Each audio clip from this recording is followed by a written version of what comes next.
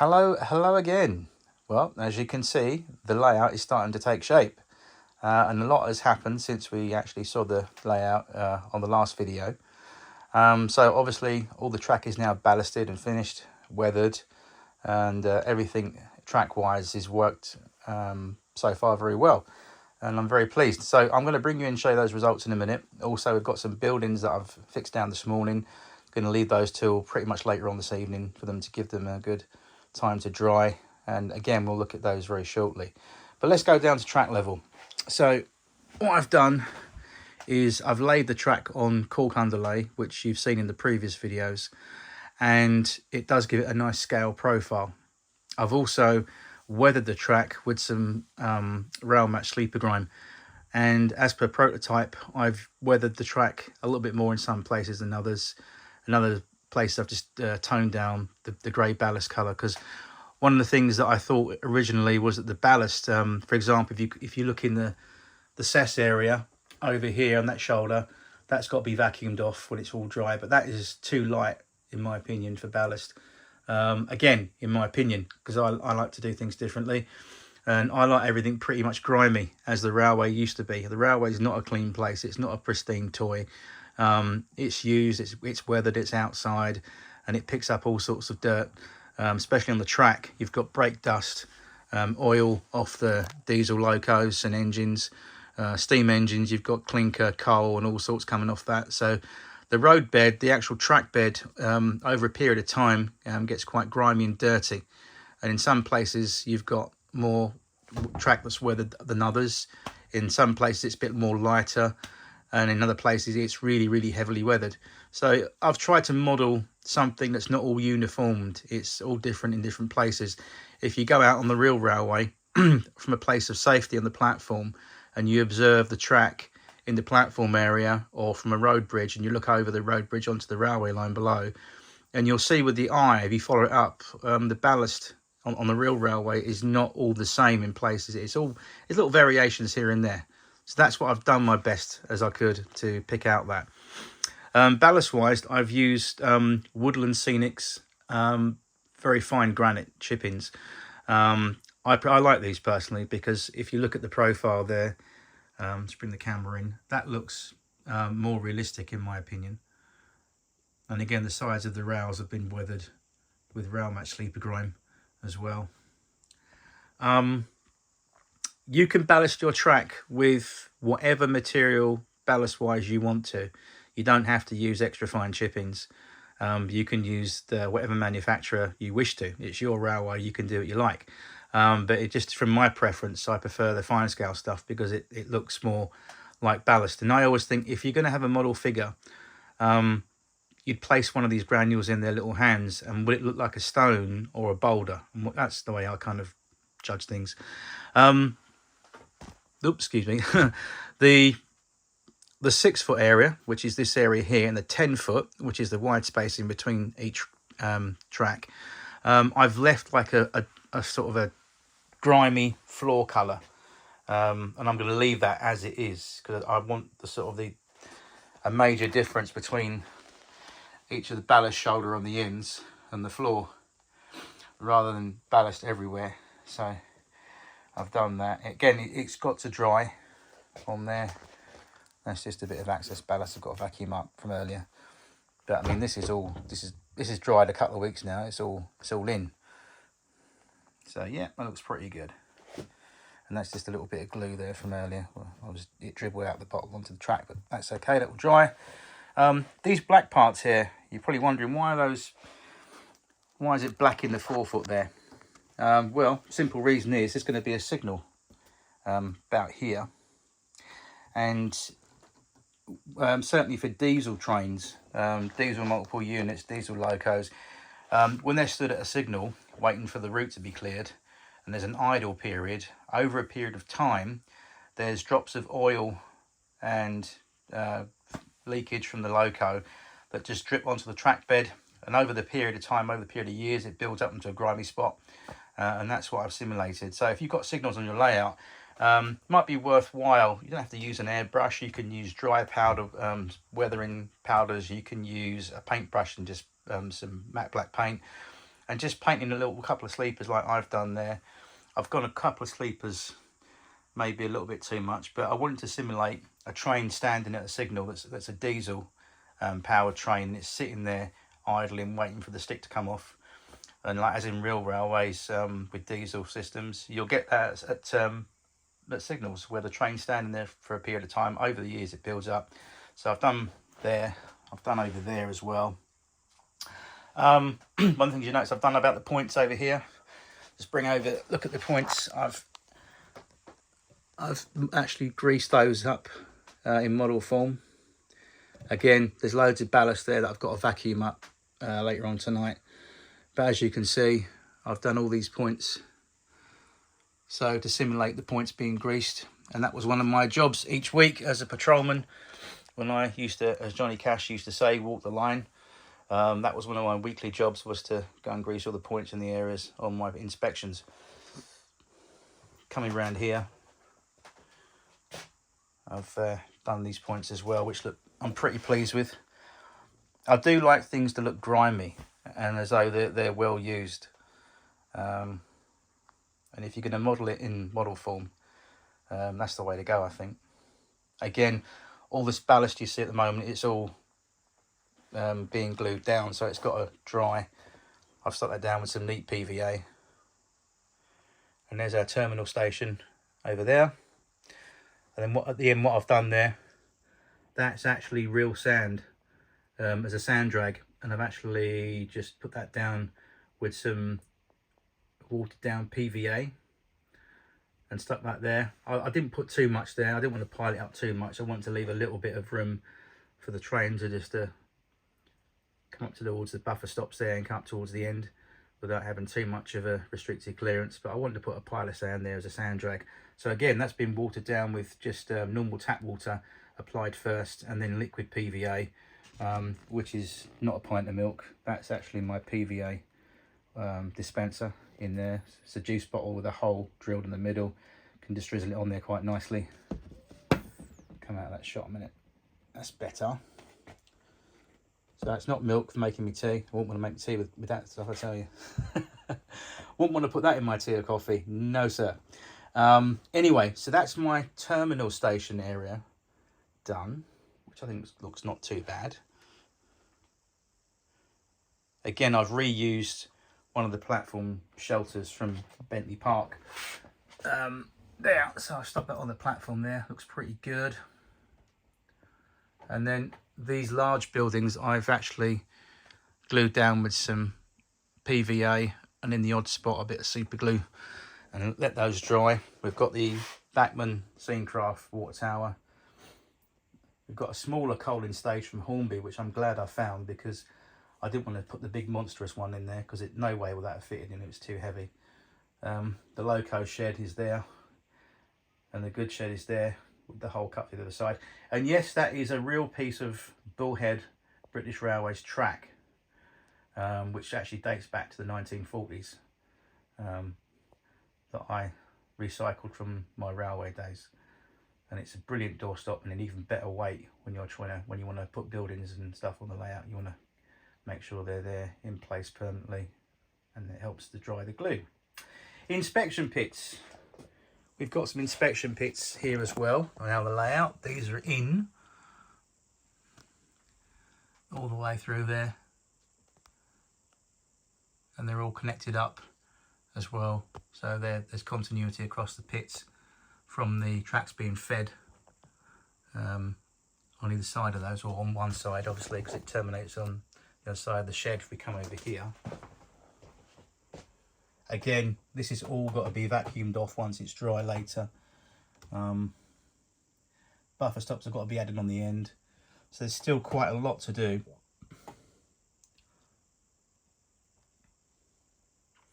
And over here in our station area, on my travels a couple of weeks ago, I found some recycled MDF, and it was in really good condition. So I thought, oh, it's not wet, it's not damp, nothing's been up against it, it's not been on the floor, it was leaning up against the brick wall. I thought, well, I'll have that because that'll be like a fantastic base area for the main station buildings. One of the things obviously if you're building a station in terms of the footprint it's got to sit on. Now I'm going to be using my Hornby Scaledale buildings again for that, and they require quite a large footprint, especially platform space. And if I was to actually go and purchase brand new or second-hand Hornby platform sections, they work out rather costly. So the idea is I'm going to paint this piece of MDF. It's already glued to the baseboard, it's in position, it's not going to fall off, it's there for life. And I'm going to basically paint that a dark grey colour to simulate the platform. And then once it's dried, then I can glue my station buildings and go to town with scenery and some trees and some bits and pieces on there and make it look a little bit more presentable. I've got a custom build, or find a way to build some steps to go at the back there. Sort of, excuse my finger in the shot, but basically along there is where we need to build some steps, obviously, to access the platforms from the roadside.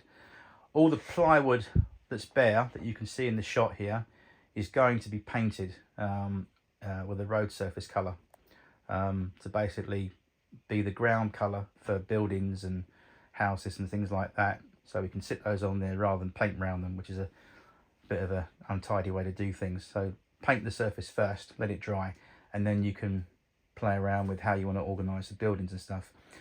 I've done the church over here, complete with a graveyard scene going on. Bit worrying really, because there must be a lot of deaths in the village, because there's an awful lot of gravestones. Just stuck. These actually were from an old wargaming kit that I had. And again, if you look on the channel, guys, if you look on my previous videos and you'll see the old layout, you will see the old wargame plinth with the gravestones that I used to have that you went with this church. I just basically disassembled it into pieces that I could use again and chucked the base away because I didn't want it. So we got some gravestones there, and that is a pile of sand in a freshly dug grave there. And once that dries, I'm going to paint that brown, like a dirty, earthy brown colour. And then we're going to have obviously some grave diggers there with a shovel. And obviously we've had a bereavement in the village and someone's just passed away. So we can have some grave diggers there, I thought, and I come up with the idea of putting some sand there to simulate the earth. Once it's dried and the PVA is cured, then I can paint that with some earthy brown colours and attend to that particular item. So again, this has all got to be vacuumed off once it's nice and dry. And if we come over here, helicopter style with the camera, we can see on the other side, we've got some more graves going on in the rear of the church as well, or the front part, rear, probably the rear of the church actually. And I've reutilised the old ruined walls as well on that side as well. So that's in place and I'm quite happy with those. So yeah, it's coming on. Not bad for a morning's work, but again, I'm stopping now because it's like almost 1 o'clock in the afternoon, lunchtime. So I'm going to pack it in now. Nothing else to be done. To let the whole thing dry till very late tonight, when I'll come along with the vacuum cleaner and gently vacuum off the excess scatter material and the ballast. What else have we done? Okay, let's just look at this bit here. Obviously we've got a Hornby level crossing, double track level crossing. But obviously next to it, we've got the single curve that comes off the main line, comes round into the TMD, and obviously into the goods shed road over there for the good siding. Incidentally, over here, there's going to be a loading dock. And then in this area, again, excuse my finger in the foreground of the shot, but where my finger is hovering, here is going to be a brewery. And the idea is that there will be brewery trains coming in as well, picking up the brewery wagons, beer wagons and wagons of alcohol onto the train, or vice versa, and taking those out. So there'll be a brewery area over here, a loading dock up there. So it'll be quite a busy little scene over there for goods. So I wanted to highlight goods traffic. Even though there's only one siding, we can do quite a lot with a bit of shunting and also some great fun in putting different wagons in there and whatnot. Level crossing. Going back to this, guys, it looks a little bit crude, but I'm going to obviously weather this at some point. Lolly sticks. If you eat ice lollies and so forth at home yourself or family, the kids eat them, don't throw away the lolly sticks. Get everyone to wash them up and put them to one side to dry. And once they're dried out, they are fantastic little modelling items. You can make things out of them. They're great for spreading glue, stirring paint, all sorts of uses. You can build fencing out of them. They are handy little resources, as are the coffee stirrer sticks that you get from the coffee places these days. I always try and swipe a couple at least when no one's looking, but not obviously not loads. But they are handy. So if you have a couple of coffees here and there, you know, grab one or two of them and keep them in your pocket. Don't throw them away, and then dry them out and use them again. That's how I built most of my fencing on the previous layout, using coffee stirring sticks. This interesting little bit here, this is a laser cut level crossing kit that I got off eBay. It's not too bad, but there's only one, well actually two things wrong with it I didn't like. One, it's a little bit too thick, and number two, it's only for straight track only, and I couldn't fit anywhere else on the layout straight track wise for another level crossing. So I've kind of utilised it a little bit and cut and shut and used it to make that little bit of crossing surface there. That's going to be an open level crossing with no gates, just purely for road traffic, and obviously with caution obviously going over there, level crossing signs and whatnot. But yeah, I thought I'd use that there, and that way there can then be a roadway. If you think about it, how it's going to work, the cars will go across the vehicles, should I say, go across the level crossings, and then they'll go along that road there by the church, and they can turn right, and there'll be the goods yard there by the station and the brewery to come into, and there'll be some shops going along straight up as well, and also next to the church there'll be a few shops and houses. I haven't figured it all out yet. On the other side of that big slab of MDF I'm going to use as a platform base, we've got these Airfix platforms that we saw in one of the previous videos that I told you about. I got the bundle from eBay for like a tenner. Super pleased with those. They look pretty good over there, I think. I weathered the actual sides of the platforms, gave them a little bit of sleeper grime, watered down with some thinners, and just dulled them down a little bit. And they work really lovely, especially in the middle of that passing loop area. If I can just come around here with the camera, I'll show you guys. They look not too bad. I've got to work on this foot crossing. Again, might take those out and maybe put something thinner in, but I've just left it there for the time being, and I might play about with putting some thinner material in the forefoot, so it's a bit better. But yeah, quite pleased with that so far. Again, I've toned down the ballast in some places, and I've given the track another little going over with the airbrush to tone everything down slightly. In some places, as you can see, it's heavily weathered more than others, and the other bits it's lighter than others. But again, that's like a real railway.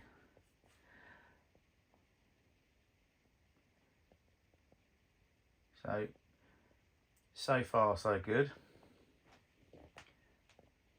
Again, where you see the black spots in the middle of the track, that's going to indicate there's going to be a signal there where trains are going to stand and wait for the route.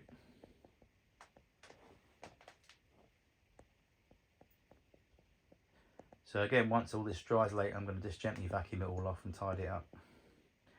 But everything runs, everything works. Really pleased with the signal box now. That's now glued in place. Let's come down to track level. And I think that don't look too bad. And the great thing about this baseball top, it's 6mm from Model Railway Solutions. I can't praise them enough. Again, a big shout out to Model Railway Solutions in Poole in Dorset. Fantastic company. If you want to order a good baseboard for yourself or for someone in the family, go to them. It's worth every single penny, and it includes shipping in the price. Again, this is a 6x4 layout, but it's extremely durable. You can rest. I mean, I've got mine on the bed, and this is probably the way I'm going to go. Having it set up, and I've had the spirit level out and checked all the corners in the middle of the baseboard, and the bubble is completely centre. It's level. So rather than having it crossways, this gives me now more room to manoeuvre along the side of the bed so I can put all my stock boxes and everything on the deck, on the floor down there, and have everything running. I can obviously put the control shelf, bolt that in and screw it in and wire it up, and put a nice little chair in here and sit there and run some trains. And I think that's the way I'm going to go. The other option I was going to do was rest it on that unit, take these boxes off over there and rest it on the unit and put the legs the other end and have it crossways by the TV that way. But I think I like this option because it's so much easier just to lift it carefully onto the bed, and then obviously plug in, connect up and run. And then when I finish, just deconnect and gently lift it up and slide it onto the floor and stand it up. And it's much more easier than keep farting around with the baseboard legs on either end. I mean, even though they do work, it's a lot of hassle and faffing around. So I think I'm going to actually operate it like this, to be quite honest. It fits on the bed. And again, it's going to look even better when we get everything on there again, do some more scenery and stuff like that. So it's progress. So I'm taking my time, and that's the main thing. And that's my advice to you guys out there in the hobby, is take your time. Do not rush. Even the most greatest of model railways out there that you see at train shows, they took years to develop, to properly develop. It's tempting to rush things and get everything done and do it all in one hit. And, that's not the idea. Take your time, and it's good therapy. I'm a big advocate for mental health, having suffered from that myself. To a certain extent, I still do. But the great thing about having a hobby like this is it's such a great outlet to relax and enjoy it, and just to do little things, whether you're doing something like a little bit of painting or a little bit of weathering or doing some ballasting or putting a building together. Whatever you're doing, there's enjoyment and there's fruitation, there's a reward that's out of that. And so far I'm really, really, really enjoying making this layout, and it's not even finished yet, and I'm just very excited to get to the stage so far. When I think about only before Christmas, one thinks of how this was just a bare board and there was no track on there or anything, and now it's come to this stage so far. So I'm pretty happy, and I hope that you guys are enjoying the video uploads as well. So in terms of what we're going to do next, as I said, in probably next week now, according to eBay, the paint that I ordered, it's dark grey emulsion paint, and it's one coat, and it's basically a very dark tarmac road colour, not black, but it's like a dark grey, and that should look nice on there, on the platforms and certainly the road surface, and then we can start putting our buildings out. And the thing is, I don't want to put too much out. That's the other thing as well I want to talk to you about. I did mention this yesterday in my upload, about having too much stuff on a layout this size, and over egging it and overcooking it. I don't want to do that. I just want to have just enough, but not too much, because obviously I've got to consider the weight. But more importantly, I don't want to choke up the entire baseboard with just a load of cluttery buildings and not much scene or details. Because obviously, as you go through places in Britain, obviously in places like America, Canada, overseas, Germany, Switzerland, you've got little rural areas, haven't you, where there's only a certain amount of buildings like shops or the odd couple of houses or local buildings, and the rest of it is quite countrified. And that's kind of the way I want to do this layout. I don't want to make it an urban layout.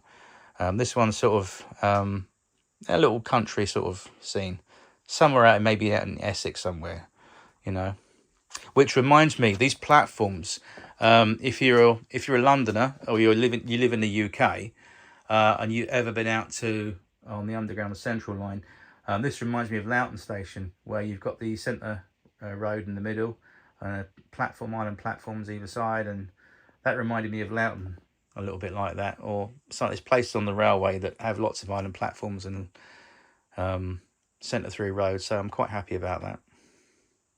It's all coming together.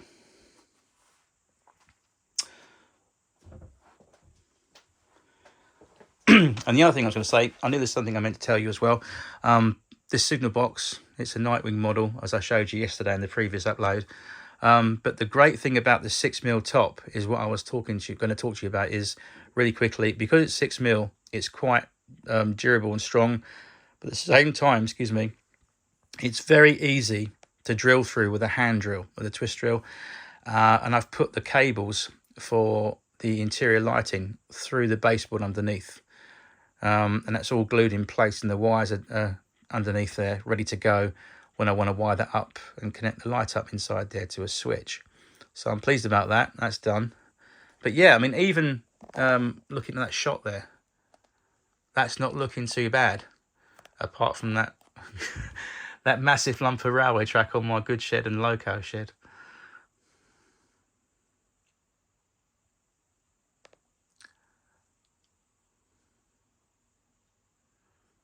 I wanted to model the sound drag because at terminal stations, even though you've got a buffer stop, there is sometimes a sound drag there as well.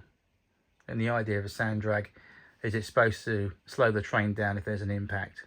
But sadly, on the 28th of February 1975 at Moorgate Station, unfortunately it didn't happen. And obviously a lot of people were killed in that process. But most stations, little country stations, you might see a sound drag. Anyway, I've modelled it because I think sound drags look pretty cool, especially when you got loads of the stuff, the real stuff. What else we got before I close this video? I've got, let me see, come over here. I've put down a company called Scenic do this loco ash, which I've put down on the floor. Obviously by the ash pit. That is going to be for steam locos. The other two pit roads are going to be for steam, but mainly for diesels. Maybe the odd electric unit in there. Hint tube stock. So yeah, I've put that down there. Looks pretty good. I think in the Hornby Scaldale range that this building, this one here, it was listed as like an ash plant, but I think it's quite good as a coal tower. And it actually's got a hopper underneath there somewhere. Inside there's a moulded hopper. So I think, yeah, we'll use that as our coaling stage. But yeah, there we go, folks. That's the layout so far. I'm not going to do any more uploads at the moment until we progress next week with bringing some road surface colour in and adding some more buildings. I'm not sure what I'm going to do with these four corners yet. I've left them bare for a reason. Why? Well, again, Model Railway Solutions in Dorset, who again manufactured this baseboard for me, they do a back scene kit. Not a kit, but you can order back scenes per length for your board. So basically all I'm going to get is 2 4-foot pieces for each side and 1 long 6-foot to go along the back. So the front is exposed, but the sides and back are going to have back scene boards. So once they're in, then I can put the scenery up to the back scene and make a 3-dimensional image. Is how you do it. So I'm going to go for that little project. Again, it will take time. It won't happen overnight. I'm just doing it as and when I can and sharing it with you guys. Anyway, that's the update so far. I hope you've enjoyed it.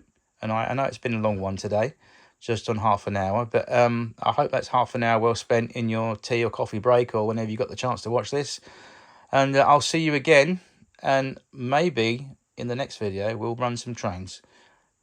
Take care, God bless, and don't forget to hit the like and subscribe buttons. And it's Friday as well. Happy Friday to you all, wherever you are in the world. Thanks for watching. All the best. God bless you, and I'll see you soon. Take care. Bye.